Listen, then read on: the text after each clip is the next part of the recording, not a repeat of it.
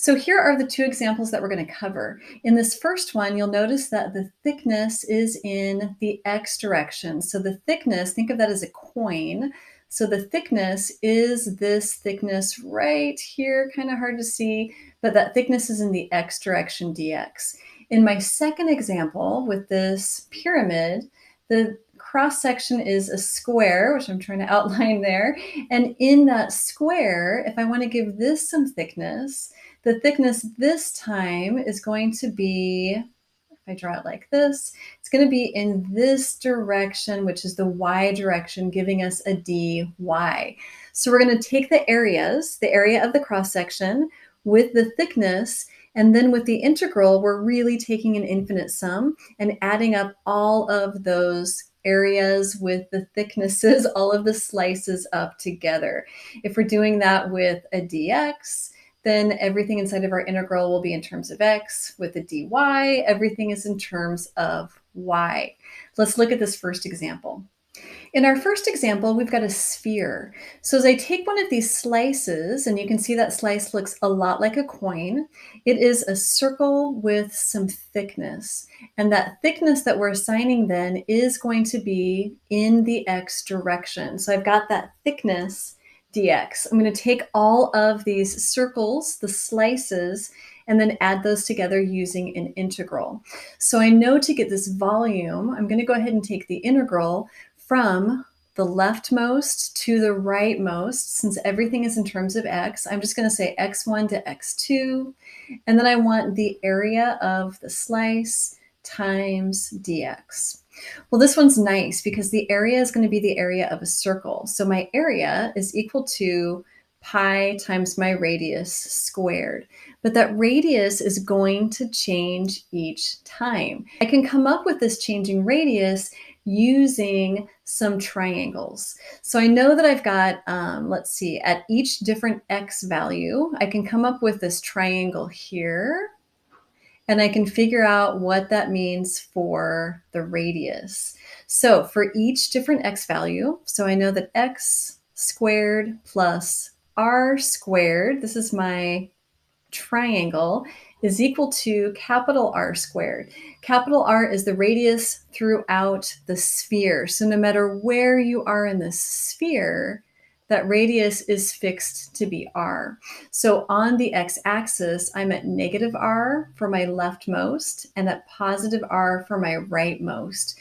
This allows me to solve for the r that exists as x is moving along. That radius changes from very small, I get to the middle of the sphere, r is equal to capital R, I get to the other end of the sphere, and r is then again very small. So as I solve this for r, it's going to be the square root of r squared minus x squared. There's no plus or minus here because r is a positive value.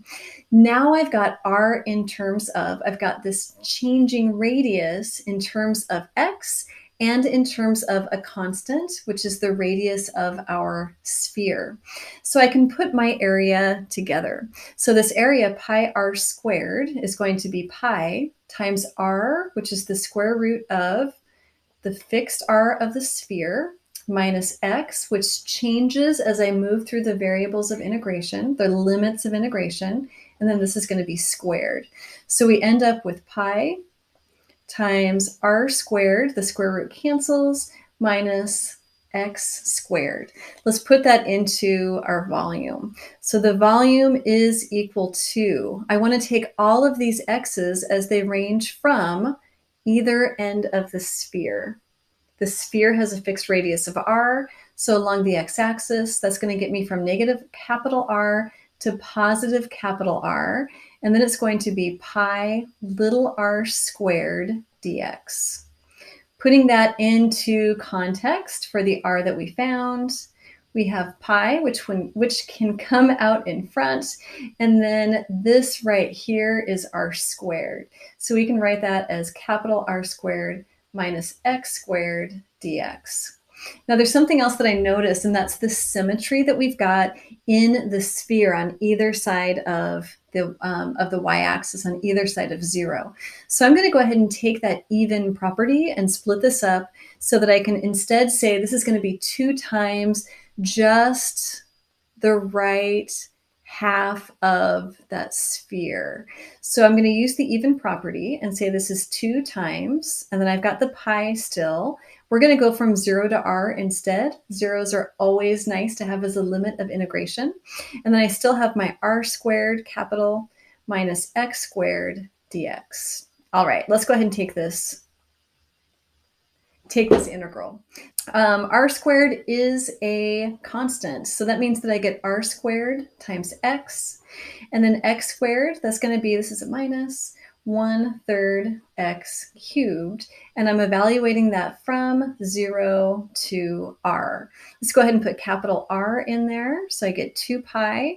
As I put capital R in, I get r squared times r minus 1/3 r cubed. This is 2 pi r cubed minus 1/3 r cubed. And if I put that up into, I'm going to put this in green, this becomes our answer. Let's put that up over here where I've got some room. I have 2 pi. 1r minus 1/3 r is going to be 2/3 r. And that gives us our answer of 4 pi thirds r. So we found that volume, which we really probably already knew, but now we're able to, with calculus, find that volume using the slices. Before we get to the next example, if you are enjoying this video, take just a second to click the like button. I also encourage any questions or comments that you've got, go ahead and put those down in the comments below. Let's get to our second example. In the second example, we are going to look for the volume of a pyramid. This pyramid has a base with side 4 and a height of 8. Those two are fixed. We can see that the cross section then is the square that they've got here in red. So I've got my cross section here. Let me go ahead and draw the cross section off to the side here. So as I draw it off to the side in yellow, if I want to give this some thickness, the area is clearly a square. If I want to give it some thickness, I see that this thickness is in the y direction. So this is going to be dy. I need everything to be in terms of y in this area. The second thing that I want to do is to take this pyramid and put it on its tip. I'm going to put the tip on the origin. This is a really nice way to work with these. So my tip is on the origin. Okay, so what do we need? In order to do this, we need to take the integral. We do need our lower limits. I'm definitely starting this at 0. Everything's in terms of y. And because of that height of 8, I know that my upper limit is going to be 8. So it's going to be 0 to 8. This is my volume. I want the area dy. Let's see, this then is 0 to 8. Well, my area is going to be the area of my square. So that's going to be side squared dy. So I need to find the side of my square, and there are lots of squares as I move through this. I need to find the side of the square that's dependent on the y value that I'm at. So there's a y value there, and there's a y value there. Now we need to find S in terms of y. We're going to do that with similar triangles. If I take a look at a cross-section of the entire pyramid, my cross-section is here. I can go ahead and drop a height. I'm going to actually just draw that solid. My height is 8, and I know that my entire base here is 4. If I go to my cross-section right up here, so this square, that's going to put me here, and it gives me this triangle. So I am at, on my graph, a height of y. Let me go ahead and write that off to the side. So I've got a height of y. I am y up on my y-axis. And let's see, this is side S. This entire thing is side S.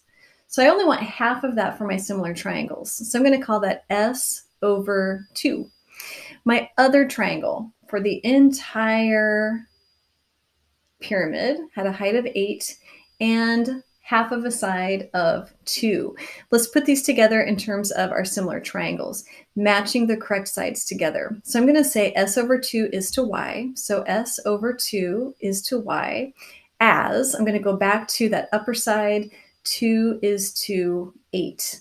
So I simplify this a little bit. I get S over 2 is to y as 1 is to 4. Let's cross multiply. Y times 1 is y. 4 times S over 2, the 2 and the 4 cancel, so I get 2S.